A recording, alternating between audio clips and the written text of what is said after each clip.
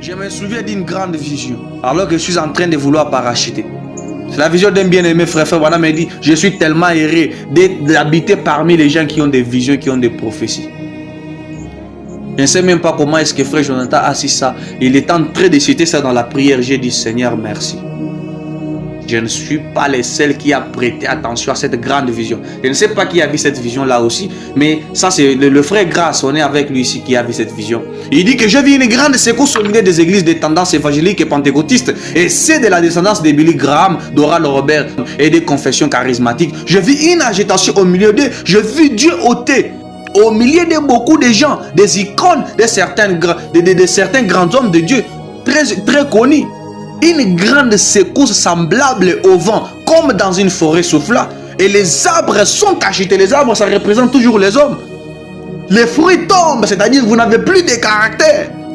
Certains arbres sont déracinés.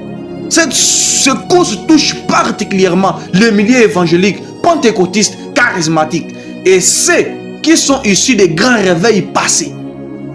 Ce n'est pas pour détruire, mais pour révéler. Beaucoup de choses cachées seront exposées. Nous qui pêchons dans des cantiminiers et tout ça et qu'on sort, des compromis spirituels, des mélanges occultes et tout ça et qu'on sort, des pratiques étranges. Après cette secousse, l'homme de Dieu, il a vu dans cette vision maintenant des jeunes issus du message du temps de la fin, apportés par frère Branham, gloire à Dieu, être eux aussi secoués. Mais remarquez, la secousse fit d'une telle manière que beaucoup de jeunes cherchèrent la révolution. Ils quittèrent certaines églises, des grandes confessions. Je vis une secousse surtout au milieu des jeunes. Et tandis que je regardais, il me fit montrer un jeune homme vêtu entièrement de vert. Mais il se tenait dans un lieu très sale. Savez-vous ce que signifie le vert? C'est la couleur que Dieu a donnée à mon ministère alors qu'il me parlait. Il m'a dit, gloire, moi je te donne la couleur verte pour ton ministère. Cela t'accompagnera. Tu seras plein de profondeur. Non pas pour se glorifier, mais pour un peu typifier réellement ce qui veut dire la couleur verte. Une profondeur spirituelle, une profondeur puissante, des démonstrations de l'esprit. Un prédicateur puissant. Mais alors qu'il regardait ces jeunes, il a commencé à s'inquiéter. Parce qu'il les voyait, bien que vêtus comme ça, mais il était dans un tas de saleté. Il s'est dit, mais je m'inquiétais en les voyant dans cet état. Il me fit dire par l'esprit, les foules peuvent éclore seulement s'ils demeurent sous l'atmosphère de la parole. Alors l'homme de Dieu comprit dans la vision que les jeunes portent ce que Dieu a mis entre leurs mains, mais cela ne peut éclore à cause de l'atmosphère. Oh, l'atmosphère surnaturelle, j'aime même les notes de notre groupe, frère. S'ils sortent de polémiques, de distractions, de divertissements, de la récréation, s'ils se consacrent, s'ils prient, s'ils cherchent la face de Dieu, alors une nouvelle atmosphère sera créée. Ça sera une atmosphère spirituelle. Et ce que Dieu a mis entre leurs mains poussera et va exploser.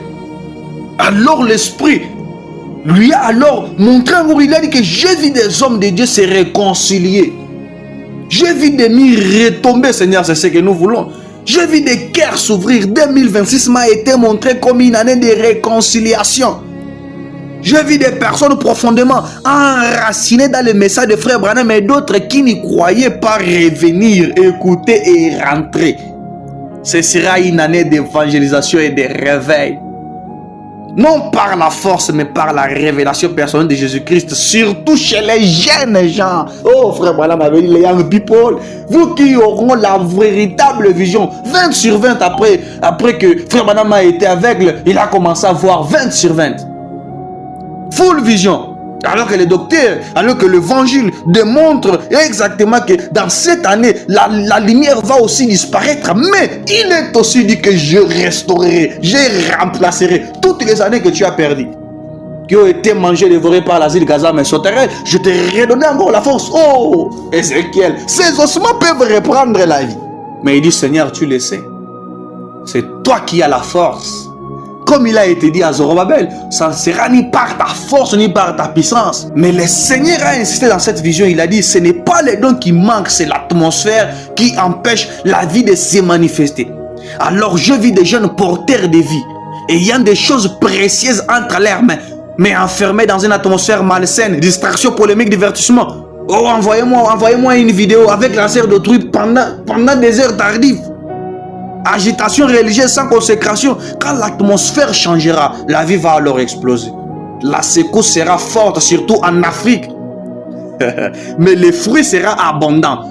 En Amérique latine, en Asie de l'Est et de l'Ouest. Que celui qui a des oreilles entende ce que l'Esprit dit à l'Église. L'Esprit va exploser parmi nous. Et vous irez partout dans le monde. Sophanie avait déjà vu des navires qui quittaient l'Afrique, qui partaient évangéliser de l'autre côté. Et parmi vous, je crois qu'il y a ces grands batailleurs qui iront de l'autre côté. Oh, alors que l'Esprit est en train maintenant de révéler ces choses. Souvenez-vous toujours de ce que Dieu avait dit, et Jésus avait dit à Pierre, ce n'est pas la chair et le sang qui t'ont révélé. Oh, et retirez Simon Pierre, car ça sera sur la révélation. Seigneur, tu as dit, je te porterai sur mes ailes, afin que ton pied ne puisse pas hériter contre la pierre de Sion.